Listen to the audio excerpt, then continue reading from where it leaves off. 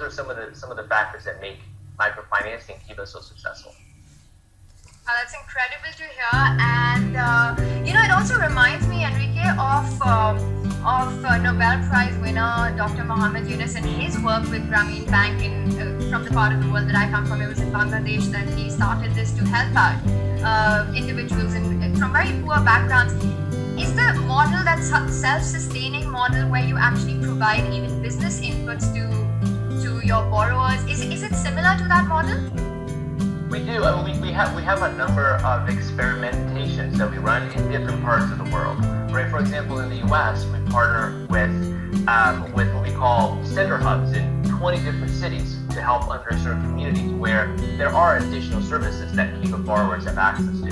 So we are always experimenting with ways to provide additional services to our borrowers so that we can set them up to be most successful. Enrique, a big congratulations and so much respect for the work you do. We do have liftoff, but I cannot let you go without asking a final question, which is that how does Kiva see chess fitting into this aim that Kiva has and this cause that it supports? How did the partnership between the Magnus Carlsen Chess Store and Kiva come to be? Well, I have to give a shout out to David and Sebastian from the Chess24 group who reached out and said, hey, we love what you guys are doing. We love how strategic you are. We love how long-term thinking Kiva is to set up people sustainably out of poverty. And I think there are a lot of things that are similar to how people think about chess and how chess players think about the next move. So we were really inspired by that and the ability for us to do something together. So I'm so proud of this partnership and the help that we're getting from so many grandmasters, from so many Chess24 subscribers to help us get to $50 million so that we can help the next million people be able to make it through this difficult time and recover and rebuild as we come out of the COVID-19 pandemic. Thank you so much, Enrique, and you're absolutely right that chess is all about overcoming challenges, and as a sport, it breaks all barriers, and that fits in line perfectly with Kiva's philosophy of inclusivity as far as finances are concerned and in the financial world. Thank you so much for joining us. Thank you, Tanya. Thank you for having me. This has been wonderful, and I'll be watching. Thank you. And yes, with that, we've got action on the board. So without further ado, let's bring on Yas and Peter to fill us in with what's going on. Well, thank you very much, Tanya. Indeed, we do have liftoff in the second game.